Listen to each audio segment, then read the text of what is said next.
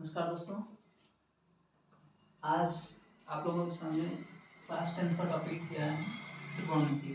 और त्रिकोणमिति में ये लेक्चर नंबर फर्स्ट है, जिसमें हम आपको सिखाएंगे most important trigonometrical tools means formulas कि हमें किन किन चीज़ों की ज़रूरत पड़ेगी त्रिकोणमिति को पढ़ने में, और क्या क्या चीज़ें हमें उसमें किस ढंग से करनी है, ये सब चीज़ें सीखेंगे। तो इसमें कुछ नियम है, फॉर्मूलाज हैं, वो आपको पहले ही मैं बताया देता हूँ, और फिर आपको आगे जब भी एक्सरसाइज का वीडियो अपलोड करेंगे तो उस एक्सरसाइज में कौन से फार्मूले का हमें उपयोग करना है, इसको भी मैं बताता चलूँगा आपको। चलिए स्टार्ट करते हैं।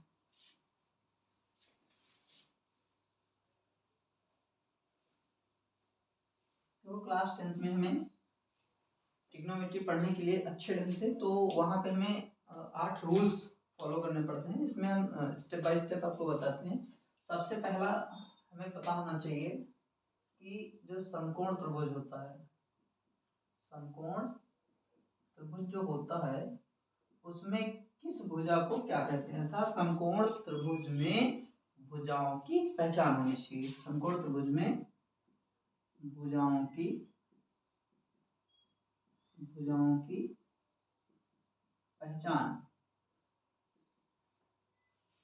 अब यदि हम समकोण त्रिभुज में भुजाओं की पहचान कर पाते हैं तो उसके बाद दूसरा स्टेप जो होता है सीखने के लिए, वो आता है पाइथागोरस प्रमेय। नंबर 2 पे आ जाता है, आपको पाइथागोरस प्रमेय पता होना चाहिए।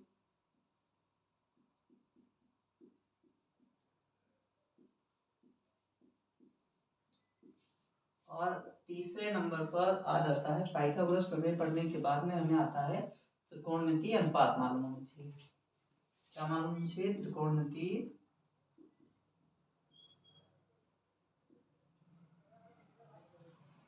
अनुपात।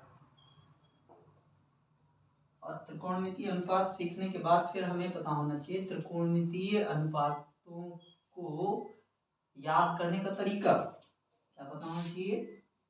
जो त्रिकोणमितीय अनुपात होता है, त्रिकोणमितीय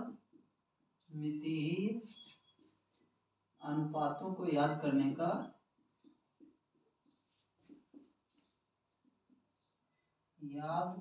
का तरीका पता होना चाहिए। करने का तरीका, किस तरीके से हम त्रिकोणमितीय अनुपात को याद रख सकते हैं। इसके बाद हमें पता होना चाहिए त्रिकोणमितीय अनुपातों में संबंध। क्या पता होना चाहिए? 5वें नंबर पे त्रिकोणमितीय अनुपातों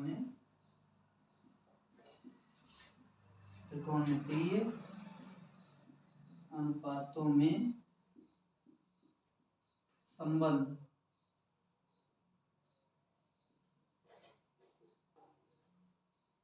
कि किस भुजा से अनुपात जब दर्शाते हैं तो उस अनुपात को हम त्रिकोणमिति में किस संबंध से दर्शाएंगे।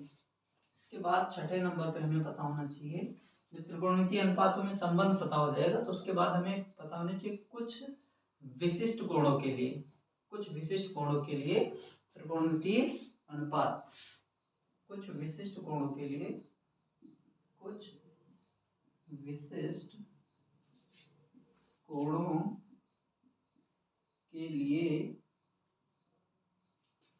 त्रिकोणमितीय अनुपात।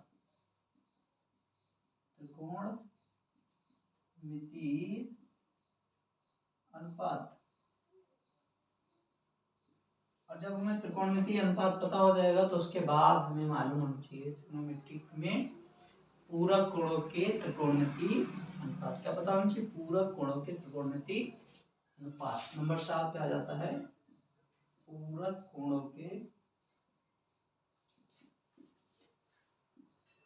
त्रिकोणमितीय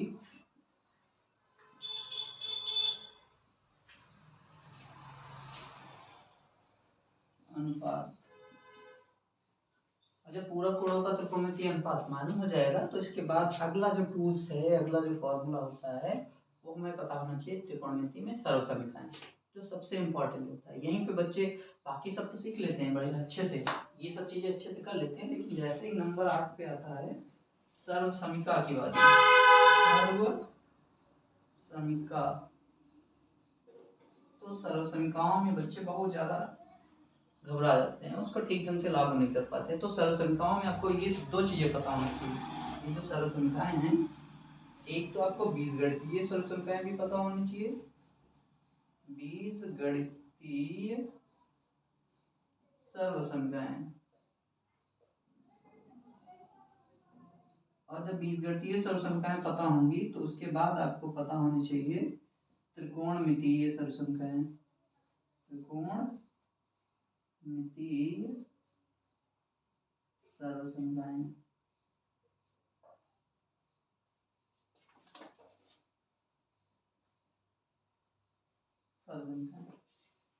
क्लास 10 की ट्रिग्नोमेट्री सीखने के लिए आपको इन सब चीज़ों की ज़रूरत पड़ेगी। और यहाँ पे हमें किस एक्सरसाइज में कितने टूल्स की ज़रूरत पड़ती है, देखिए हमें समकोण त्रिभुज की भुजाओं की पहचान पता होनी चाहिए, फिर पाइथागोरस प्रमेय और त्रिकोणमितीय अनुपात, इन 3 चीज़ों की हमें ज़रूरत पड़ती है एक्सरसाइज फर्स्ट में 8.1 में। और त्रिकोणमितीय अनुपात, ये त्रिकोणमितीय अनुपातों में संबंध और कुछ कोणों के लिए त्रिकोणमितीय अनुपात, इसकी जरूरत पड़ती है हमें एक्सरसाइज 8.2 में। और पूरा कोणों के त्रिकोणमितीय अनुपातों की जरूरत पड़ती है हमें 8.3 में, एक्सरसाइज नंबर 8.3 में। और सर्वसमिकाओं की जरूरत पड़ती है 8.4 में। तो अब हम स्टार्ट करते हैं इनको एक एक करके समझाने की। सबसे पहले ले लेते हैं समकोण त्रिभुज में भुजाओं की पहचान कैसे करेंगे।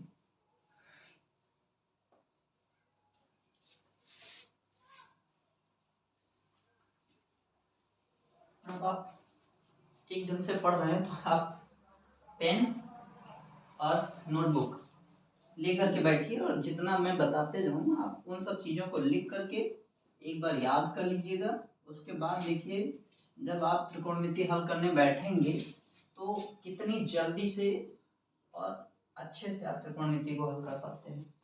चलिए सबसे पहले हम सीख लेते हैं समकोण त्रिभुज में भुजाओं की पहचान। समकोण त्रिभुज पता है आपको कि जिसमें एक कोई भी एंगल किसी भी एक शीर्ष पर 90 डिग्री का एंगल बनना चाहिए। जैसे यहाँ पर हमने बना दिया है 90 डिग्री और इस त्रिभुज को नाम दे दिया है ABC। और इसमें यहाँ पर ये जो एंगल है ये कोण हमने मान लिया थीटा, इसको नाम दे दिया है थीटा कोण। अब जब ये थीटा कोण हमने ले लिया है तो थीटा कोण के ठीक सामने वाली भुजा को कहते हैं लंब। और 90 डिग्री का कोण जिस भी शीर्ष पे बनेगा उस शीर्ष के ठीक सामने वाली भुजा को हम कहते हैं कर्ण। और जो तीसरी भुजा बच जाती है उसको कहते हैं आधार। क्लियर हो गया, बात समझ आ गई ना। अभी देखिए एक और प्रॉब्लम आ जाती है हम लोगों को सीखने में कि कभी कभी ये जो एंगल है ये एंगल हमारा ठीक वैसे ही बना होता है जिसमें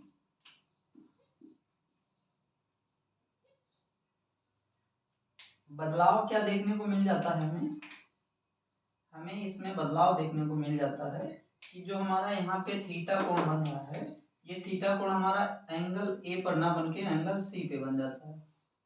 कभी कभी कुछ सिचुएशन ऐसे आ जाती है कि हमारा जो थीटा एंगल बन रहा है न्यून कोण जो है वो हमारा ए शीर्ष पर ना बन करके सी शीर्ष पर बनने लगता है। तो जब भी सी शीर्ष पे बनने लगेगा तो आप देख लीजिए इसके थीटा के ठीक सामने वाली भुजा जो भी होगी, थीटा के ठीक सामने वाली भुजा को हम कहते हैं लंब। और 90 डिग्री कोण के ठीक सामने वाली भुजा को हम कहते हैं कर्ण। और जो तीसरी भुजा बच जाती है उसको हम कहते हैं आधार। अब देखो दोनों सिचुएशनों में, एक तो जब आपने एंगल ए शीर्ष पे बनाया है और दूसरी सिचुएशन है जब आपने एंगल सी शीर्ष पे बनाया है। जब आपने ए शीर्ष पे एंगल बनाया है तो इस शीर्ष के ठीक सामने वाली भुजा लंब कहलाएगी और 90 डिग्री मतलब बी कोण के ठीक सामने वाली भुजा को कर्ण कहा है। बाकी जो तीसरी भुजा बच गई है उसको आधार क्या दिया है। अब यहाँ पर हमें अब यहाँ हम आपको ये बताते हैं कि कर्ण को हम अल्फाबेट में कैसे लिखेंगे। पहले यहाँ पे देखिए कर्ण, और कर्ण को अल्फाबेट में कैसे लिखेंगे, तो कर्ण AC को दर्शा रहा है, कर्ण जो भुजा है वो है AC, और फिर आधार कौन सी भुजा है, आधार जो है, आधार दिखा रहे हैं हम AB से, और जो लंब है उसको दिखा रहे हैं BC से, BC से। अब यहाँ पर देखिए जरा इस वाले एंगल में, इस एंगल में जो कर्ण है, कर्ण दोनों पोजीशन में सेम है, यहाँ पर भी AC कर्ण दर्शा रहा है, यहाँ पर भी AC कर्ण दर्शा रहा है, तो कर्ण यहाँ पर भी क्या दिखाएगा, AC। इसके बाद आधार है यहाँ पे, और यहाँ आधार, आधार आधार यहाँ देखिए AB से दर्शाया गया है, ये वाला आधार है, और इस एंगल में इसमें BC आधार है, यहाँ पे लिख दीजिए BC, और यहाँ पर लंब जो है वो है AB। ठीक है, मैं आपको ये क्यों बता रहा हूँ, बहुत सोच में आप लोग पढ़े होंगे कि आप लोगों को ये क्यों बता रहा हूँ। कभी कभी क्या आ जाता है, जैसे कभी कभी हमसे क्वेश्चन पूछ गया कि साइन A का मान बताओ, साइन A का अनुपात बताओ, और कभी कभी जैसे पूछ दिया क्या कि साइन C का अनुपात बताओ, कि साइन C क्या होगा। तो जब यहाँ पर आपको C लिखा दिखेगा तो समझ लीजिए कि जो न्यून कोण है हमारा वो किस शीर्ष पे बना हुआ है, C शीर्ष पर। और जब यहाँ लिखा मिले आपको A, तो समझ लीजिए कि आपका जो न्यून कोण है वो किस शीर्ष पे बना दिख रहा है, A शीर्ष पर, इस पर। तो यहाँ से हमें पता चलता है कि जो न्यून कोण है वो किस शीर्ष पे बन रहा है। क्लियर हो गया, स्क्रीनशॉट ले लीजिए आप। इसके बाद हम बढ़ते हैं, अब आपने समकोण त्रिभुज में भुजाओं की तो पहचान कर ली है। अब देखिए जरा, इसमें इन भुजाओं को हम, कर्ण को यहाँ पे K से दर्शाए दे रहे हैं, और लंब को L से दर्शाए दे रहे हैं, और आधार को A से दर्शाए दे रहे हैं। ठीक है, अभी आपको जब समकोण त्रिभुज में जब आप पढ़ोगे त्रिकोणमिति अनुपात को याद करने का तरीका, तो जब याद करने के तरीके में आपको बताएंगे तो वहां पे आपको एक फार्मूला बताएंगे याद करने का, जो ट्रिक होता है वो होता है लाल बटे कक्का, तो वहां पे हमें इसकी जरूरत पड़ेगी। ठीक है, इसलिए हम अभी से आपको बता दे रहे हैं कि आधार को हमने यहाँ A मान लिया है, कर्ण को मान लिया है K, और लंब को मान लिया है L। अब इंग्लिश मीडियम वाले जो स्टूडेंट है, इंग्लिश मीडियम वाले स्टूडेंट के लिए इधर देखिए जरा, सेम सिचुएशन यही रहेगी, लेकिन आपको लंब को बता दे रहे हैं कि लंब कहाँ पे होगा, और कर्ण को किससे दर्शाते हैं। इसमें जो लंब होता है वो परपेंडिकुलर होता है, और कर्ण जो होता है वो हाइपोटेनियस होता है, और आधार को हम बेस कहते हैं। ठीक है, बेस, इसलिए यहाँ पे H, P और B ये है आपका लंब। जब आपका थीटा कोण यहाँ पे बनेगा और 90 डिग्री एंगल यहाँ पर होगा, तब ये हो जाएगा लंब, और ये है आधार, और ये क्या है, कर्ण। तो उनको ये बताया जाएगा कि परपेंडिकुलर और हाइपोटेनियस और बेस। ठीक है, और जैसे जैसे आप सेम यहाँ पे समझ लिए ना कि अगर न्यून कोण हमारा ए शीर्ष पे बनेगा तो इसके यहाँ पे थीटा कोण न्यून कोण बन रहा है, इस ठीक कोण के ठीक सामने वाली भुजा को हम कहेंगे लंब, और 90 डिग्री जो भुजा होगी उसको हम कहेंगे कर्ण। और यहाँ एक बात और याद रखिएगा, कभी कभी ये पहचान लीजिए आप कि कर्ण जो होती है वो समकोण त्रिभुज में, समकोण त्रिभुज में कर्ण जो होती है वो सबसे बड़ी भुजा होती है, समकोण त्रिभुज में कर्ण सबसे बड़ी भुजा होती है। इसके बाद दूसरे नंबर पे हमें क्या सीखना है, पाइथागोरस प्रमेय। पाइथागोरस प्रमेय भी समकोण त्रिभुज पर ही लागू होती है, अदरवाइज किसी भी त्रिभुज पर पाइथागोरस प्रमेय लागू नहीं होती। अब नंबर 2 डाल लीजिए, नंबर 2 पे है पाइथागोरस, पाइथागोरस प्रमेय। देखो पाइथागोरियन नाम के एक साइंटिस्ट थे, उन्होंने हमको ये बताया कि जो समकोण त्रिभुज होता है, कि जो समकोण त्रिभुज होता है, इस समकोण त्रिभुज में जो कर्ण होता है, जो कर्ण होता है,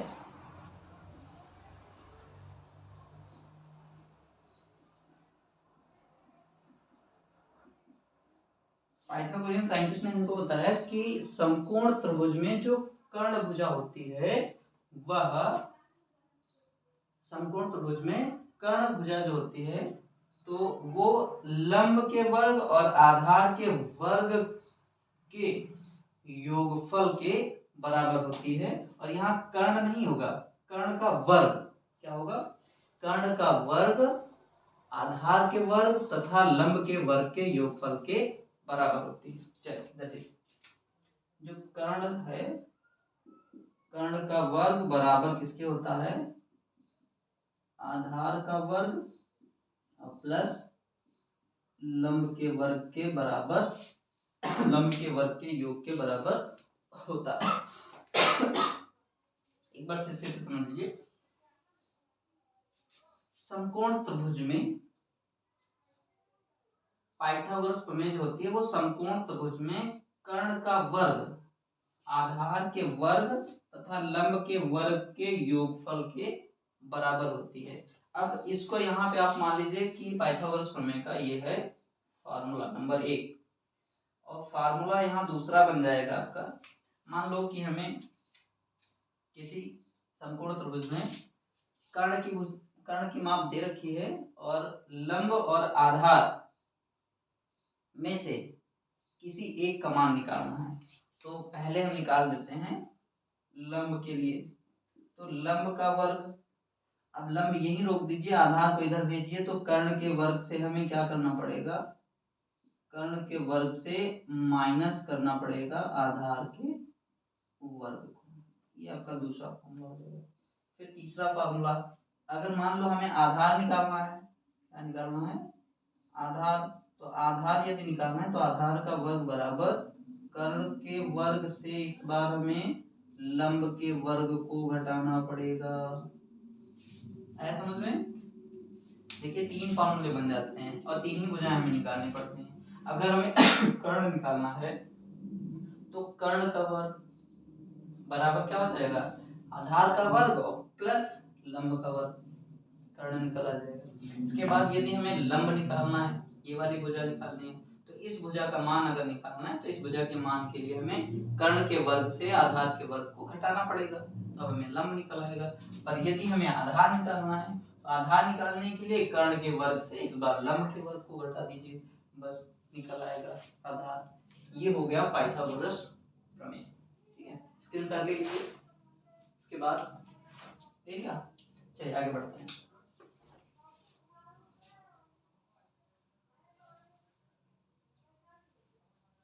तीसरे नंबर पे आ जाइए। तीसरे नंबर पे है त्रिकोणमिति अनुपात। तीसरे नंबर पे है त्रिकोणमिति अनुपात, त्रिकोण मितीय अनुपात। देखो त्रिकोणमितीय अनुपात क्या होता है, अभी जो आपने समकोण त्रिभुज पढ़ा है, समकोण त्रिभुज, इस समकोण त्रिभुज में यहाँ 90 डिग्री एंगल है और 90 डिग्री के ठीक सामने वाली भुजा कहलाती है कर्ण, और जहां पर न्यून कोण बनता है, मतलब थीटा एंगल यहाँ मान लो, यहाँ पर न्यून कोण बनता है, न्यून कोण के ठीक सामने वाली भुजा हो जाती है लंब, और जो तीसरी भुजा बच जाती है उसको हम कहते हैं आधार। अब त्रिकोणमिति अनुपात पहले समझ लीजिए, अनुपात किसे कहते हैं, ठीक है। और यहाँ त्रिकोणमिति अनुपात, त्रिकोणमिति अनुपात में है कि किसी समकोण त्रिभुज में, किसी समकोण त्रिभुज में किन्हीं दो भुजाओं के अनुपात को त्रिकोणमिति अनुपात कहते हैं। फिर देखिए, किसी समकोण त्रिभुज में, किसी समकोण त्रिभुज में किन्हीं दो किन्हीं दो भुजाओं का अनुपात, किन्हीं दो भुजाओं का अनुपात, किन्हीं दो भुजाओं का जब हम अनुपात निकालेंगे तो उसको हम कहते हैं त्रिकोणमितीय अनुपात। और ये अनुपात में हमने यहाँ पे जो लाइनिंग कर रखा है, इस लाइनिंग में कभी हम कर्ण से लंब के लिए कराएंगे तो कभी लंब से कर्ण के लिए। ऐसे कर लीजिए, एरो बना देते हैं, ऐसे आप समझिए इन एरो का मतलब क्या हो जाएगा। अभी जैसे मान लीजिए कि हमने यहाँ लिख रखा है लंब, कर्ण बटे लंब। क्या लिख रखा है? कर्ण बटे लंब। तो ये जो कर्ण बटे लंब है, ये कर्ण बटे लंब में हमें यहाँ कर्ण बटे लंब, इसको हम त्रिकोणमिति में किस साइन से प्रदर्शित करेंगे। तो पहले हम सीख लेते हैं यहाँ पे त्रिकोणमितीय अनुपातों के जो 6 साइन होते हैं। ये 6 प्रकार के होते हैं ना त्रिकोणमितीय अनुपात, उनके हम पहले साइन सीख लेते हैं कि किसको हम क्या कहते हैं। तो देखो यहाँ पे जो त्रिकोणमितीय अनुपात होते हैं ये 6 प्रकार के होते हैं। ठीक है, त्रिकोणमितीय अनुपात 6 प्रकार के होते हैं, 6 प्रकार के होते हैं। ठीक है, त्रिकोणमितीय अनुपात 6 प्रकार के होते हैं। नंबर 1, जो संक्षेप में कहा जाएगा हम सिर्फ आपको वही बताएंगे, ये डीपली वाला नहीं बताएंगे आपको। एक है साइन, दूसरा है कॉस, तीसरा है टेन, चौथा है कॉसेक, पांचवा है सेक और छठा है कॉट। ठीक है, कॉट। अब इसी के साथ साथ हम आपको बताते हैं कि त्रिकोणमितीय अनुपात में जो आपका अनुपात है, अनुपात ये समकोण त्रिभुज में किन दो भुजाओं का अनुपात क्या कहलाएगा। इसके लिए आप इधर एक ट्रिक लिख लीजिए, वो ट्रिक है लाल बटे कक्का। लाल बटे कक्का, लाल बटे कक्का जो है ये यहाँ पे देखो 1 2 3 4 5 6 6 है ना। और यहाँ पे अनुपात रेशियो जब देखोगे तो यहाँ पे 1 रेशियो 2 रेशियो और 3 रेशियो। यहाँ पे ऐसे बना देते हैं हमको कि जब भी हम लंब और कर्ण को ऊपर से ऐसे डिनोट करेंगे, एक बार ऊपर से डिनोट करेंगे फिर नीचे से डिनोट करा देंगे, ऐसे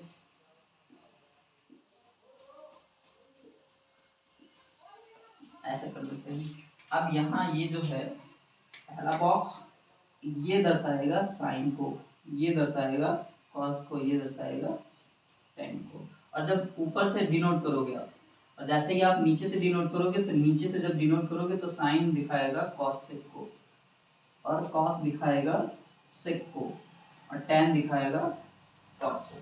चलो अब आ जाइए, देखो यहाँ L अपॉन के लिखा हुआ है। L मतलब लंब और K मतलब कर्ण। यहाँ लिख लीजिए जहां जहां L बराबर लंब, K बराबर कर्ण, A बराबर आधार। अब आपको आसानी हो जाएगी। ठीक है,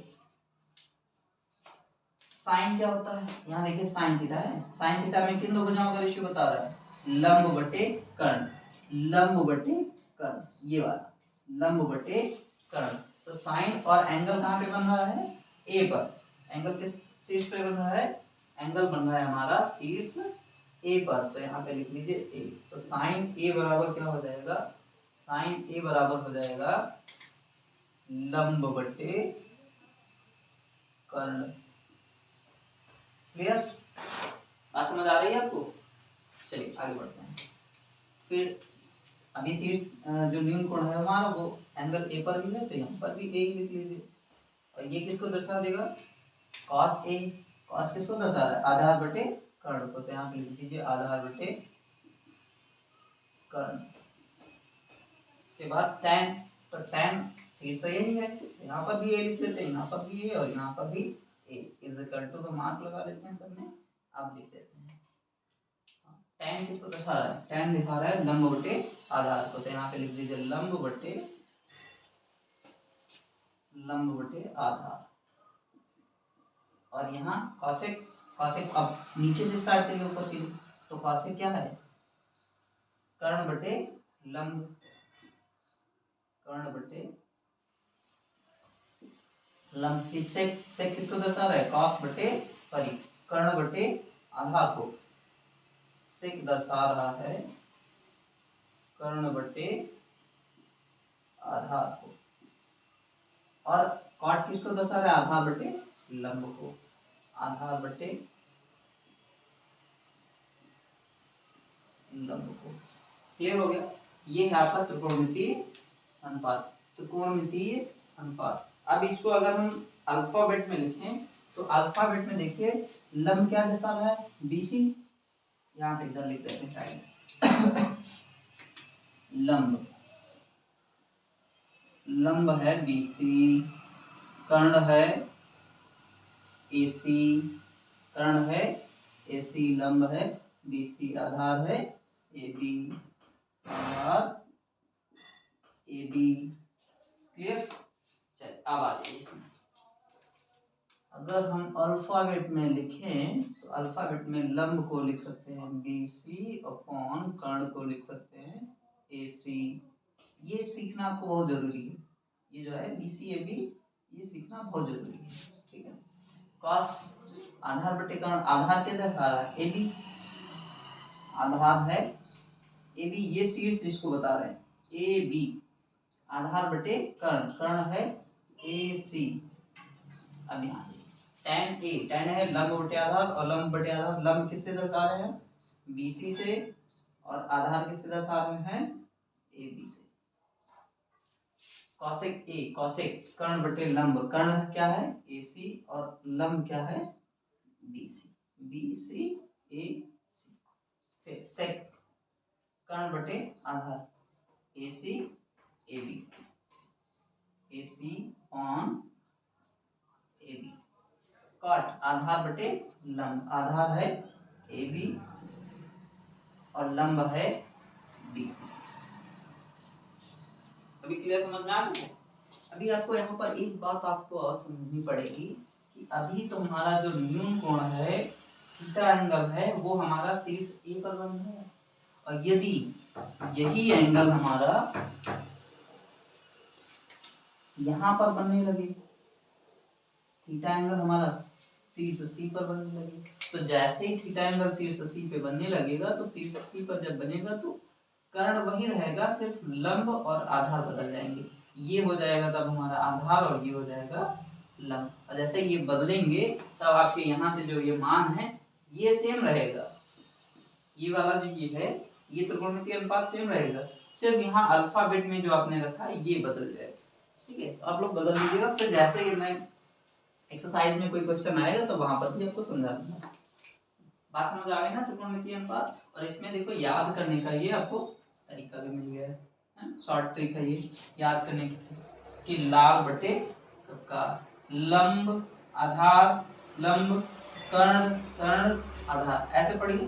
तो लंब बटे कर्ण, साइन लंब बटे कर्ण, कॉस आधार बटे कर्ण, tan लंब बटे आधार, और कॉसेक पढ़ोगे तो कॉसेक के लिए कर्ण बटे लंब, कॉसेक क्या हो जाएगा कर्ण बटे लंब, सेक हो जाएगा कर्ण बटे आधार, कॉट हो जाएगा आधार बटे लंब। स्क्रीनशॉट ले लीजिए, फिर आगे बढ़ते हैं। इनकी अभी जरूरत पड़ेगी, हम जब एक्सरसाइज पढ़ेंगे तब एक्सरसाइज में आपको एक स्टेप बाय स्टेप बताते रहेंगे। चलिए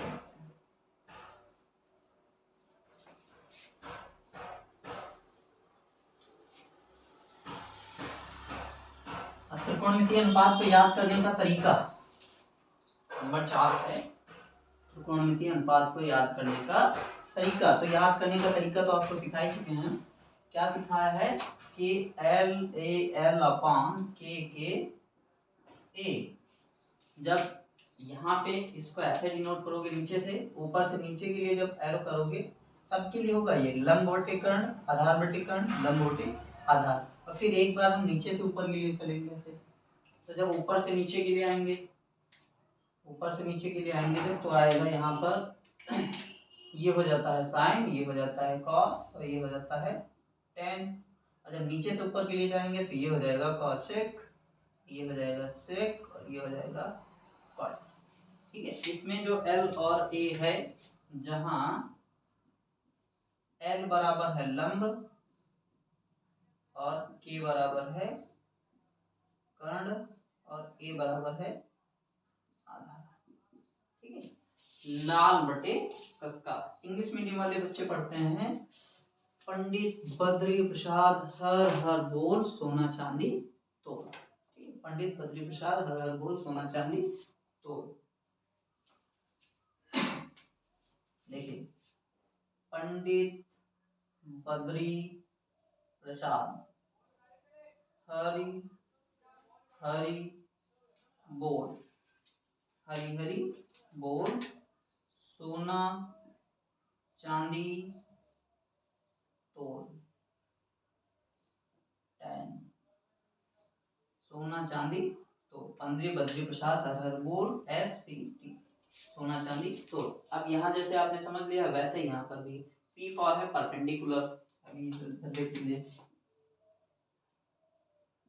थीटा एंगल यहाँ पे है तो ये परपेंडिकुलर है, ये है आपका हाइपोटेन्यूस, ये है बेस, ये ABC। ठीक है, चलिए आगे बढ़ते हैं। याद कर लिया? चलो लिखते जाइएगा, लिखेंगे नहीं आप तो बार बार देखना पड़ेगा वीडियो। ऐसे लिख लेंगे आप तो एक बार रिवीजन हो जाएगा ना बेहतर ढंग से। अगर आप क्लास 10th की और 10th के आगे फर्स्ट ईयर और इंटर में आगे जहाँ पर भी ट्रिग्नोमेट्री का उपयोग होगा तो इन फंडामेंटल्स का उपयोग आपको पता होना चाहिए, तभी आप आगे अच्छा कर सकते हैं। अगर नहीं पता है तो आप एक बार सीख लीजिए, सीखने के बाद फिर आगे बढ़िए।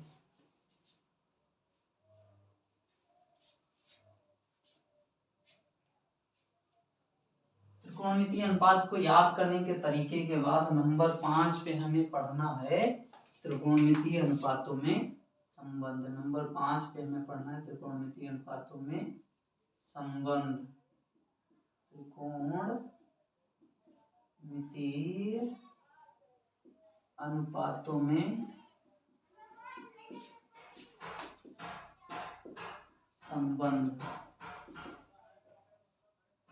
त्रिकोणमितीय अनुपातों में संबंध। देखो त्रिकोणमितीय अनुपातों में संबंध भाई कैसे पढ़ेंगे यहाँ पे, तो एक तरीका है यहाँ पर। अभी देखिए जरा, जो आपने लाल बटे कक्का पढ़ा है, ऐसे देखिए यहाँ पे L/A इसमें जो आपने पढ़ा है यहाँ सबसे ऊपर है साइन, फिर कॉस और टेन। इसका अपोजिट क्या होता है? कॉसेक, सेक और कॉट। अब देखिएगा जरा कि त्रिकोणमितीय अनुपातों में संबंध क्या है। यहाँ साइन और कॉस का साइन और कॉसेक का संबंध दिख रहा है, तो अगर हम इनको दोनों को गुणे के फॉर्म में रख लें तो ये दोनों गुणे के फॉर्म में जब आएंगे तो इनका जो वैल्यू होगा वो 1 के बराबर होगा। बात समझ आ रही है? सभी को गुणे के फॉर्म में रखेंगे, जैसे हमने साइन को कॉसेक के गुणे के फॉर्म में रखा तो इनका वैल्यू जो हो जाएगा वो किसके बराबर हो जाएगा? 1। ऐसे ही हमें कॉस और सेक को भी गुणे के फॉर्म में रखना है। चाहे सेक आगे रखिए चाहे कॉस आगे रखिए, कोई फर्क नहीं पड़ेगा। फिर ऐसे ही हमें टेन को भी ले लेना है और गुणे के फॉर्म में रखना है। जैसे ही गुणे के फॉर्म में रखेंगे तो इन सब का वैल्यू किसके बराबर हो जाएगा? 1 के बराबर हो जाएगा। और यही हमारा कहलाएगा त्रिकोणमितीय अनुपातों में संबंध। चलिए डिटेल में लिख लेते हैं। देखो हमने साइन और यहाँ कोई थीटा मान देते हैं, sine theta into cosec theta, cosec theta. ये जब गुणे के फॉर्म में है तो ये किसके बराबर हो रहे हैं? 1 के बराबर में, 1 के बराबर में। अब यहाँ पे देखिए, अगर हम कॉसेक को साइड चेंज करें, कॉसेक को साइड चेंज करें तो यहाँ आपको एक बात याद है कि जब भी हम बराबर के इस साइड से, एक साइड से किसी भी टर्म को, किसी भी पद को अगर हम साइड चेंज करते हैं तो साइड चेंज जब करते हैं तो अगर गुणे के फॉर्म में है तो वो भागित में आ जाती है, अगर भागित के फॉर्म में है तो गुणे में हो जाती है, अगर यहाँ प्लस में है तो जब पक्षांतर करेंगे तो माइनस में हो जाती है, और जब माइनस में होती है तो प्लस में हो जाती है। ये चीज जब इधर से इधर ले जाएंगे तब होगी और इधर से इधर लाएंगे तब तक होगी। ध्यान से सुन लीजिएगा। यदि गुणे में है, जैसे हमने यहाँ पे लिया है, यहाँ मल्टीप्लाई का मार्क बना देते हैं, वैसे ट्रिग्नोमेट्री में ये जो डॉट बनाया है यही गुणे का साइन होता है। अब साइन थीटा गुणे कॉसेक थीटा बराबर किसके है? 1 के। अगर हम कॉसेक को साइड चेंज करें तो साइन थीटा बराबर क्या मिलेगा हमें, साइन थीटा बराबर मिलेगा 1/cosec थीटा। अब देखो आपने यहाँ पे क्या किया है, साइन साइन यही रोक लिया है, कॉसेक को साइड चेंज किया है तो आ गया 1/cosec थीटा।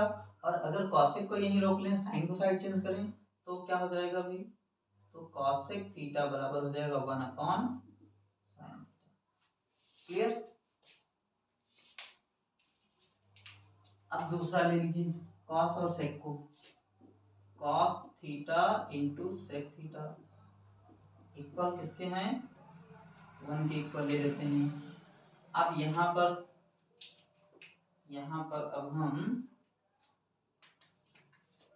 सेक को साइड चेंज करेंगे तो कॉस थीटा बराबर हो जाएगा 1/sec थीटा। और अगर सेक यहीं रोक लें, कॉस को उधर ले जाएं तो सेक थीटा बराबर हो जाएगा 1/cos थीटा। ठीक है। फिर तीसरा ले लो, tan और cot को मल्टीप्लाई के फॉर्म में ले लो तो tan theta into cot theta equal 1 के। अब यहाँ पर भी आप साइड चेंज करके निकाल लीजिए,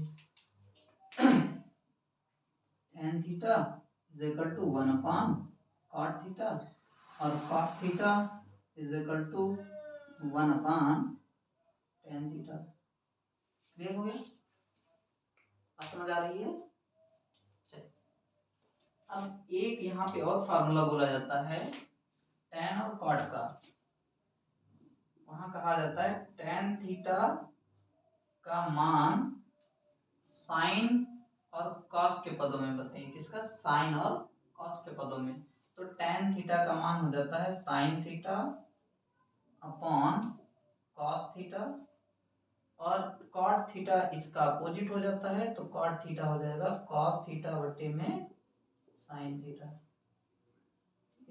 इतने ये टूल्स हैं आपके त्रिकोणमितीय अनुपातों में संबंध को। पहला है ये, इसको ले लो आप यहाँ पे नंबर 1, और इससे व्युत्पन्न है ये नंबर 2, इसको ले लो, इससे व्युत्पन्न है ये नंबर 3, ये हो गया है इससे व्युत्पन्न। और इन्हीं से इनको जब हम यहाँ पे गुणे के फॉर्म में रखेंगे तो वहीं से हमें मिलेगा tan का साइन अपन कॉस के पदों में मान और cot का मिलेगा कॉस अपन साइन के पदों में।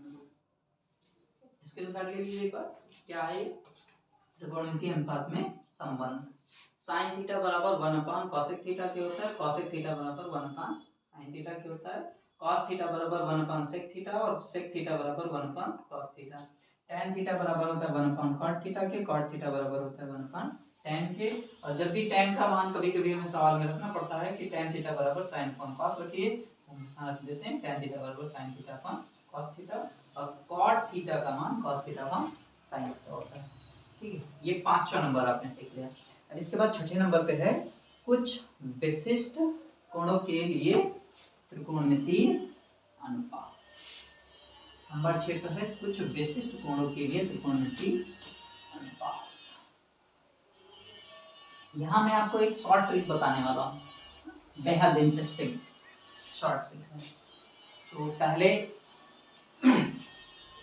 लेते हैं नंबर 6 पे हमें क्या पढ़ना है, कुछ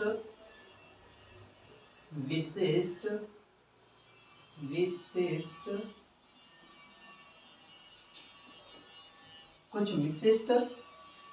कोणों के लिए, कुछ विशिष्ट कोणों के लिए त्रिकोणमितीय अनुपात, त्रिकोणमितीय अनुपात। कुछ विशिष्ट कोणों के लिए, कोण देखो यहाँ पे, पहले आप कोण समझ लीजिए कि यहाँ हमें कुछ विशिष्ट कोणों के लिए कितने कोणों के मान बताने पड़ेंगे। एक तो एक यहाँ पर आपका 0 डिग्री एंगल बन रहा है, कितना डिग्री एंगल है, 0 डिग्री एंगल बन रहा है। उसके बाद फिर आ जाता है, इसको मान लिया हमने कि ये 30 डिग्री एंगल है, ठीक है, तो ये हो गया 30 डिग्री एंगल। फिर आ जाता है आपका 45 डिग्री एंगल, सपोज करो कि ये हमने बना लिया 45 डिग्री एंगल। फिर आ जाता है एक 60 डिग्री एंगल, 60 डिग्री एंगल। ऐसे बना लीजिए। ये हो गया 60 डिग्री एंगल और एक आ जाता है आपका 90 डिग्री एंगल। ऐसे करके ये सम कोण। इतने कोणों का हमें त्रिकोणमितीय अनुपात बताना होगा। कुछ विशिष्ट कोणों के लिए तो 0 हो गया, 30 हो गया, 45 हो गया, 60 हो गया और 90 हो गया। इनको हम एक सारणी के रूप में लिख लेते हैं।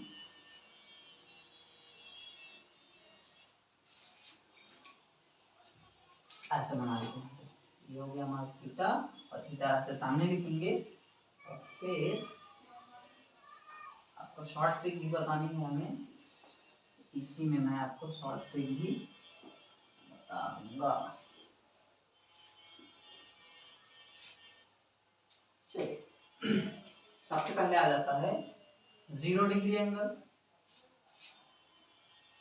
फिर 30 डिग्री एंगल, फिर 45 डिग्री एंगल, फिर 60 डिग्री एंगल, फिर 90 डिग्री एंगल, 90 डिग्री, जिसको हम कहते हैं समकोण। क्या कहते हैं? समकोण।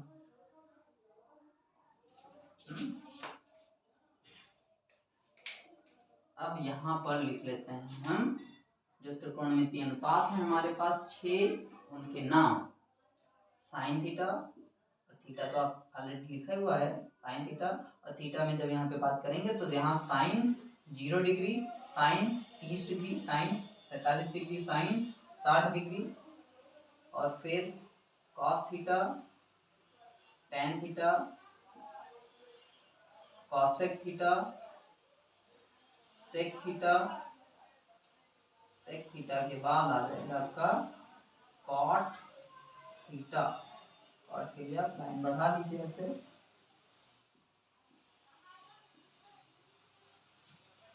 अब आप पहले शॉर्ट ट्रिक पे थोड़ा ध्यान दे दीजिए। शॉर्ट ट्रिक है आपकी रूट में L R L अपान 4 R अपान 4 R अपान 4 R। अब यहाँ पर सबसे पहले आ जाएगा साइन, फिर कॉस, फिर आएगा टेन, नीचे स्टेप चलेंगे हो जाएगा कॉसेक, सेक और कॉट। अब यहाँ L का मतलब क्या है? L का मतलब यहाँ पे देखिए लंब और लंब नहीं है। L का मतलब यहाँ पे लेफ्ट और राइट। L का मतलब है, L मीन्स यहाँ लिख लो जहाँ L बराबर है लेफ्ट और R बराबर है राइट। अब यहाँ लेफ्ट राइट की क्या बात पड़ गई भाई?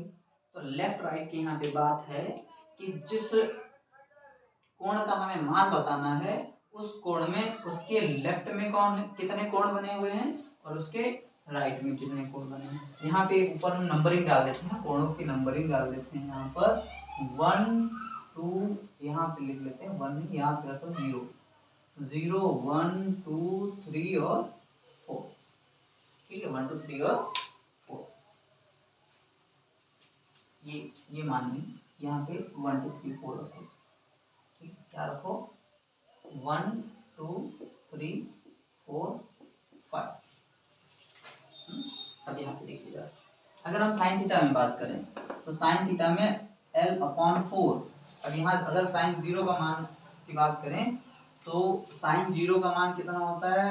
साइन 0 के लेफ्ट में कितने डिग्री एंगल बने हुए हैं? कोई भी कोण बना हुआ है साइन के लेफ्ट में? तो साइन के लेफ्ट में यहाँ पे कोई भी कोण नहीं बने हुए हैं। मतलब साइन के लिए हमें क्या करना पड़ेगा? ऊपर रखना होगा 0 अपान नीचे रखना होगा 4, और जैसे ही 0 अपान 4 करोगे तो इसका मान क्या निकल के आ जाएगा? 0। बात समझ रहे हो ना? इसको जब हम यहाँ पे हल करेंगे, इसमें यहाँ पे हल करेंगे तो 0 अपान 4 और इसका कर लो वर्गमूल, और 0 के लिए तो इसका टोटल वैल्यू क्या निकल के आ जाएगा? 0। फिर साइन 30 का मान निकालना है तो साइन 30 के लिए देखिए राइट, तो साइन 30 के राइट में कितने एंगल है? सॉरी साइन है ना, तो साइन में यहाँ पे लेफ्ट अपान 4 L अपान 4 है ना, तो 30 के लेफ्ट में कितने एंगल है? एक एंगल, एक है ना। तो यहाँ पे क्या करोगे? 1 अपान 4 और इसका निकालोगे आप वर्गमूल, तो 1 का आता है 1 और 4 का आ जाता है 2, तो साइन 30 का मान हो जाता है 1/2। फिर साइन 45 का ऐसे ही, तो 45 के देखिए साइन 45 में 45 के इस तरफ कितने कोण बने हैं, साइन के 45 में 1 2 दो कोण बने हुए हैं, तो यहाँ पे इस बार रख दो आप 2 और अपान 4, और जैसे यहाँ पे 2 1 के 2 2 दूनी 4 कर दोगे तो 1/2, और रूट में तो 1 का वर्गमूल निकल आएगा और रूट 2 का वर्गमूल नहीं निकलेगा, इसलिए ये रूट के अंदर रहेगा। बस मजा आ रही।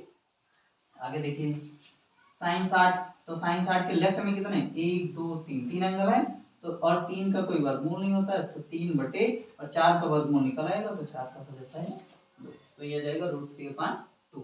फिर साइन 90, साइन 90 के 1 2 3 4 4 कोण बने हुए हैं, तो यहाँ 4/4 और टोटल का वर्गमूल, तो यहाँ क्या निकल आएगा, सॉरी 1, कितना 4/4, तो यहाँ आएगा 1, 1 का वर्गमूल होता है 1, तो साइन 90 का मान हो जाएगा 1।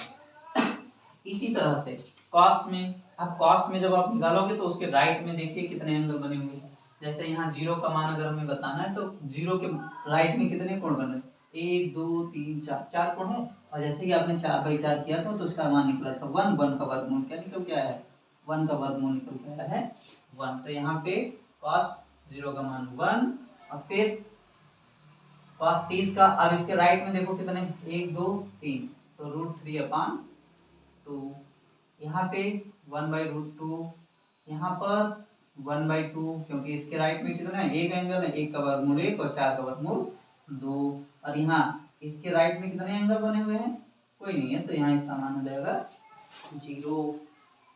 tan के लिए left upon R, L upon R है ना, लेफ्ट अपॉन राइट साइड, तो लेफ्ट में उसके कितने एंगल बन रहे हैं और बटे में राइट में रख लीजिए कितने एंगल बन रहे हैं, तो जैसे 0 के लिए हमें बताना है, तो 0 के लेफ्ट में कितने कोण बन रहे हैं, कोई भी नहीं है, और राइट में कितने कोण बन रहे हैं 1 2 3 4, तो 0/4, और 0/4 का मान कितना होता है अभी tan में, tan 0 का मान हो जाता है 0, tan 0 का मान हो जाता है 0, और फिर आप देखिए tan 0 का मान हो गया है 0।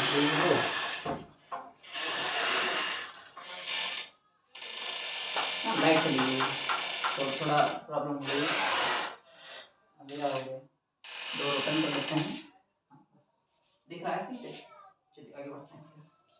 tan 0 का मान हो गया 0, और tan में है यहाँ पे देखिए लेफ्ट में कितने एंगल बने हुए हैं 30 के लिए, तो 30 के लेफ्ट में है 1, और 1 का वर्गमूल हो जाता है 1, और राइट में कितने 1 2 3, तो 1/√3, tan 30 का मान क्या हो जाएगा 1/√3। फिर tan 45, तो 1 2 दो कोण इधर भी बने हैं, इसके 1 2 दो कोण उधर भी, तो यहाँ पे 2/2 मतलब क्या निकल के आएगा, मैं 1 निकल के आएगा। फिर यहाँ पे आ जाइए, लेफ्ट में यहाँ कितने एंगल बने 1 2 3, 3 और 3 का वर्गमूल नहीं निकलता, और इसके राइट में कितने कोण बने, एक का वर्गमूल निकल आता है, इसलिए यहाँ पे 1 हम लिखेंगे नहीं, बटे में है ना इसलिए नहीं लिखेंगे, तो यहाँ पे आ जाएगा इसका मान 3, और फिर यहाँ पे देखिए इसके राइट में कितने हैं 4, 4/0। एक बात आप यहाँ पे और समझ लीजिए साथ साथ में चलते चलते, कि जब भी हम 0 को किसी भी नंबर से डिवाइड करते हैं, क्या करते हैं 0 को जब हम किसी भी नंबर से डिवाइड करते हैं तो उसका मान क्या निकल के आ जाता है 0, और यदि हमने किसी नंबर को क्या किया है, यदि हमने किसी नंबर को 0 से डिवाइड किया है तो इसका मतलब होता है कि वो परिभाषित नहीं होगा, तो यहाँ पे क्या हो जाएगा परिभाषित नहीं होगा। अब कॉसेक का मान निकाल दीजिए, तो कॉसेक में यहाँ पे इसका अपोजिट कर दीजिए, यहाँ से चलिए कॉसेक, ये हो जाएगा सेक, ये हो जाएगा कॉट, तो कॉसेक में 4/L, तो 4/L मतलब 4 रखे ऊपर, 4 का वर्गमूल कितना निकल के आ जाएगा 2, और 0 के लेफ्ट में कितने एंगल हैं, एक भी एंगल नहीं, तो इसका मान क्या निकल के आएगा ओनली सॉरी 0 है ना, तो अपरिभाषित हो जाएगा। एक मिनट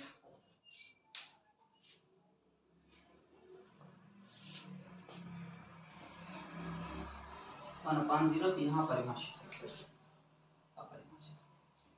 इसमें 2 हो जाएगा, इसमें √2 हो जाएगा और यहाँ पर आ जाएगा 2/√3 और यहाँ 1 का 1 ही रहेगा। ठीक है, कॉसेक में ध्यान से समझ लीजिए आप। देखो कंफ्यूजन क्या हो गई है कि जब हम यहाँ पर 4 ऊपर रखेंगे अपॉन L मतलब लेफ्ट साइड में कितने एंगल हैं 0, तो जब हम किसी भी नंबर को 0 से डिवाइड करते हैं तो वो अपरिभाषित होता है, ये इसलिए हो गया अपरिभाषित। अब यहाँ पे के बाद सेक के लिए करेंगे तो सेक में 4/r, तो यहाँ पे 0 के राइट में कितने एंगल हैं 4, तो इसका मान हो जाएगा 1। फिर यहाँ पर इसका मान क्या हो जाएगा भाई, तो इसका मान हो जाएगा 2/√3, इसका मान हो जाएगा √2 और इसका मान हो जाएगा हमारा यहाँ पे मान हो जाएगा 2 और यहाँ पे मान हो जाएगा। ठीक है, बात समझ आ रही है। फिर कॉट में आ जाइए। कॉट के लिए यहाँ पर क्या लिखा है राइट अपॉन L लेफ्ट, तो राइट में कितने हैं 0 डिग्री के राइट में 4 कोण हैं और लेफ्ट में 0, और यही सिचुएशन बनेगी तो यहाँ पे क्या हो जाएगा अपरिभाषित। ठीक है, आगे बढ़िए। यहाँ पे √3 आ जाएगा, ये 1 ही रहेगा, ये 1/√3 आ जाएगा और यहाँ पर हो जाएगा 0। तो ये कुछ विशिष्ट कोणों के लिए त्रिकोणमिति अनुपात, इनको याद कैसे करेंगे आप। साइन 0 का मान 0, साइन 30 का मान 1/2, साइन 45 का मान 1/√2, साइन 60 का मान 1√3/2, साइन 90 का मान 1। इसके बाद कॉस का, तो कॉस 0 का मान 1, कॉस 30 का मान √3/2, कॉस 45 का मान 1/√2, कॉस 60 का मान 1/2, कॉस 90 का मान 0। ऐसे ही tan 0 का मान 0, tan 30 का मान 1/√3, tan 45 का मान 1, tan 60 का मान √3, tan 90 का मान अपरिभाषित। cosec 0 का मान अपरिभाषित, cosec 30 का मान 2, cosec 45 का मान √2, फिर cosec 60 का मान 2/√3, cosec 90 का मान 1। ऐसे ही याद कर लेंगे आप। ये नंबर 6 हो गया। अब इसके बाद हमें सीखना है नंबर 7। नंबर 7 में हमें सीखना है पूरक कोणों के त्रिकोणमिति अनुपात। नंबर 7 में क्या सीखना है पूरक कोणों के त्रिकोणमिति अनुपात। लिखते रहिएगा, अच्छा रहेगा। इतनी ही चीजें आप याद कर लीजिए, फिर क्लास 10 की ट्रिग्नोमेट्री देखिए कितनी जल्दी आसान से आप हल कर लेंगे।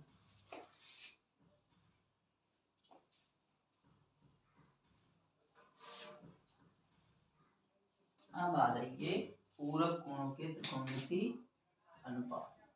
पूरक कोणों के त्रिकोणमिति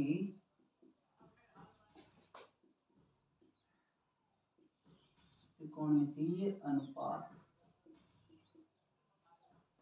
पूरक कोणों की त्रिकोणमिति अनुपात। सबसे पहले हम बात कर लेते हैं पूरक कोण किसे कहते हैं। पूरक कोण किसे कहते हैं, तो देखो पूरक कोण जो होता है किन्हीं दो कोणों का योगफल जब 90 डिग्री होता है तो उसे कहते हैं पूरक कोण। और जो पूरक कोण होते हैं वो एक दूसरे के पूरक कोण होते हैं। जैसे हमने यहाँ पर एक ये समकोण बना लिया है और इसके बीच में यहाँ पे हमने इसको दो भागों में पार्टीशन कर दिया है। अब यहाँ पर इस एंगल को हमने लिख दिया 45 डिग्री एंगल। अब यहाँ ये वाला कोण कितना है, तो अगर हम 45 में इस एंगल को जोड़ेंगे तो 90 डिग्री बनेगा और यही कोण क्या कहलाएगा पूरक कोण। इस कोण को क्या कहेंगे हम पूरक कोण। आप समझ आ रही ना भाई, पूरक कोण और पूरक कोण प्लस जो हमें एंगल पता है बराबर किसके होने चाहिए वो 90 डिग्री के। तो पूरक कोण के लिए का मान कितना निकल आएगा, तो हमारा पूरक कोण हो जाएगा 90 माइनस 45 मतलब 45 डिग्री है ना। तो यहाँ पे पूरक कोण हो जाएगा, जो कोण हमें दिया नहीं है उस कोण को हम पूरक कोण कहेंगे और इसको यहाँ पर हम थीटा से डिनोट करेंगे। किससे डिनोट करेंगे? थीटा से। ठीक है, थीटा से डिनोट करेंगे।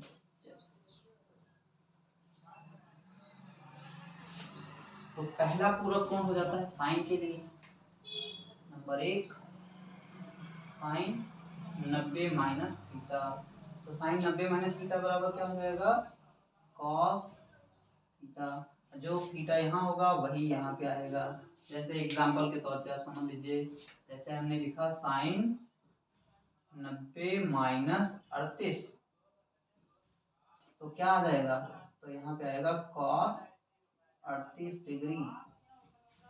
जो थीटा यहाँ होगा वही यहाँ पे लिखा जाएगा, कॉस 38 डिग्री। जो यहाँ होगा वही यहाँ पे आएगा। अब दूसरा देखिए, दूसरा है कॉस 90 माइनस थीटा। तो कॉस 90 माइनस थीटा हो जाता है साइन थीटा। फिर सेक नंबर 3 लिख लीजिए, नंबर 3 पर है सेक 90 माइनस थीटा। तो सेक 90 माइनस थीटा हो जाता है कॉसेक थीटा। और नंबर 4 पर है कॉसेक 90 माइनस थीटा। तो कॉसेक 90 माइनस थीटा हो जाता है सेक थीटा। ऐसे ही नंबर 5 में आ जाएगा tan theta, ten 90 minus theta. तो टेन 90 माइनस थीटा हो जाता है कॉट थीटा। और छठे नंबर पे आ जाता है कॉट 90 माइनस थीटा। तो कॉट 90 माइनस थीटा हो जाता है टेन थीटा। इतने होते हैं पूरा कोणों की त्रिकोणमिति अनुपात। इसमें मैं आपको बता देता हूँ यूज कैसे होंगे। जैसे भी आपको एग्जाम्पल के तौर पे हमने बताया कि जितना यहाँ पे कोण लिखा होगा वही यहाँ निकल के आएगा। जैसे फिर से आप समझ लीजिए, जैसे हमने लिखा सेक 90 माइनस 45, तो यहाँ कितना लिखा है 45 डिग्री। तो बराबर क्या निकल के आएगा? Cosec 45 degree. ठीक है, इसको भी समझिए। एक छोटा सा एंगल ले लेते हैं। जैसे हमने ले लिया है कॉस 90 माइनस 18 डिग्री। ठीक है, 90 माइनस 18 डिग्री। तो यहाँ पे साइन में कितना आएगा? तो साइन में आएगा यहाँ पर साइन 18 डिग्री। क्या आएगा? Sign 18 degree. थीटा कोण दे रखा ना, ये होगा कैसे भाई? क्लियर हो गया ना? इतना ही, बस ज्यादा नहीं है ना। अभी इसको अगर हम बताएं आपको, तो यहाँ पे एक हम 90 डिग्री एंगल ऐसे बना देते हैं और इसमें एक कोण का मान है 18। तो ये हमने 18 डिग्री एंगल बना दिया है और ये है पूरा कोण। तो पूरा कोण का मान कैसे निकलेगा? जब हम 90 से इस कोण को घटा देंगे 90 डिग्री से, ये टोटल है कोण हमारा 90 डिग्री का। और जब हम 90 डिग्री टोटल एंगल से हम इस एंगल को घटा देंगे तो हमारा ये पूरा कोण निकल आएगा। वही चीज है, ठीक है। पूरा कोणों के त्रिकोणमितीय अनुपात हो गए। अब लास्ट बचा है जो सबसे इम्पोर्टेंट बचा है, सर्व समीकरण।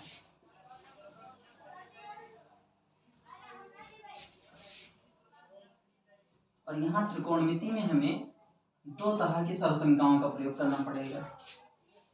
त्रिकोणमिति में हमें दो तरह के त्रिकोण सर्व समीकरण है ना, सर्व समीकरण। और सारे समीकरण जो है यहाँ पे हमें दो प्रकार के सर्व समीकरणों का प्रयोग करना है। एक तो प्रयोग करना है बीजगणितीय सर्व समीकरण, दूसरा प्रयोग करना है त्रिकोणमितीय सर्व समीकरण। तो इसको हम दो भागों में सेट कर देते हैं।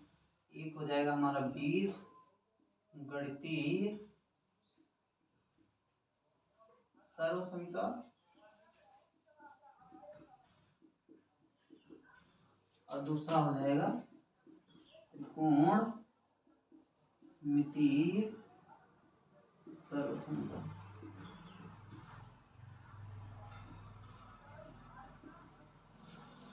पहले हम सीख लेते हैं बीजगणितीय सर्व समीकरण। बीजगणितीय सर्व समीकरणों में यहाँ पे दो तरह की बीजगणितीय सर्व समीकरण होती है। एक होता है द्विघात सर्व समीकरण, एक होता है त्रिघात। द्विघात मतलब जहाँ पर अधिकतम घात 2 हो और त्रिघात मतलब जहाँ पर अधिकतम घात 3 हो। तो यहाँ पे बीजगणितीय सर्व समीकरण में हमने a प्लस बी का होल स्क्वायर पढ़ा है। बीजगणित में a प्लस बी का होल स्क्वायर होता है a square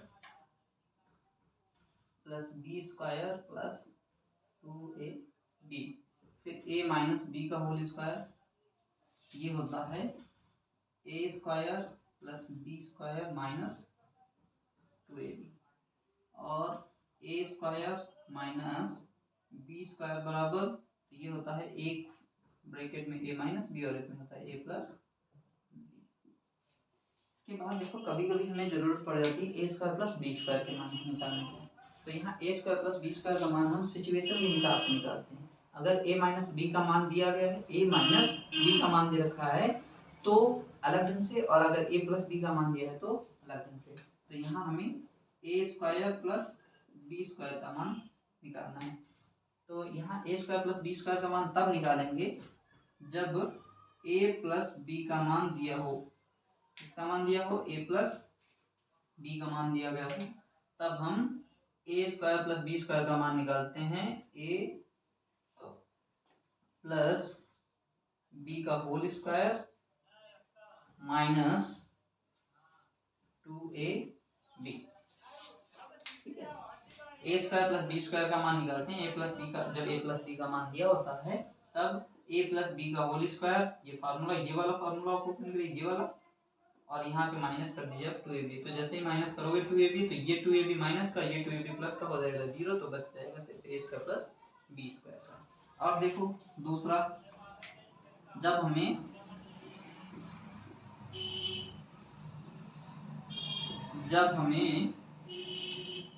a minus B का मान दिया गया हो, किसका मान दिया हो, a माइनस बी का मान दिया हो, तो जब हमें a माइनस बी का मान दिया होता है तब हम निकालते हैं a माइनस बी का पावर 2 करके, और यहाँ तब जोड़ देते हैं 2ab, ठीक है, तब हमें जोड़ना पड़ जाता है। तो ये हो जाती है द्विघात सरलसंख्याएं, इनको आप स्क्रीनशॉट ले लीजिए, उसके बाद त्रिघात सरलसंख्याएं बताते हैं, फिर आपको बताते हैं त्रिकोणमितीय सरलसंख्याएं। अब देखिए त्रिघात सरलसंख्याएं, a प्लस बी की पावर 3, a प्लस बी का होल क्यूब, ये हो जाता है a cube plus B cube plus 3ab और ब्रैकेट में a प्लस बी। फिर दूसरा a माइनस बी का whole cube, a cube minus B cube minus 3ab bracket में a माइनस बी। फिर a cube minus B cube, ये होता है a माइनस बी ब्रैकेट में दूसरे में a स्क्वायर प्लस का ab और प्लस का b स्क्वायर। फिर तीसरा है a cube plus b cube, तो ये होता है a प्लस b, और a स्क्वायर यहाँ प्लस है, यहाँ हो जाता है माइनस प्लस। ये है बीजगणितीय सरलसंख्याएं, और त्रिकोणमितीय सरलसंख्या सिर्फ और सिर्फ हमारी 1 होती है, 1, ये होता है sine square theta plus cos square theta बराबर 1, ठीक है। यहीं से हमें एक बार साइन थीटा से भाग करना पड़ता है, एक बार कॉस थीटा से। अभी शोर ज्यादा हो रहा है, इसलिए मैं आपको त्रिकोणमितीय सरलसंख्याएं का जब टॉपिक आएगा तब पढ़ाएंगे। अभी आपको बहुत अच्छा समझ में आया होगा, चलिए जैसा भी आप काम कीजिएगा। धन्यवाद।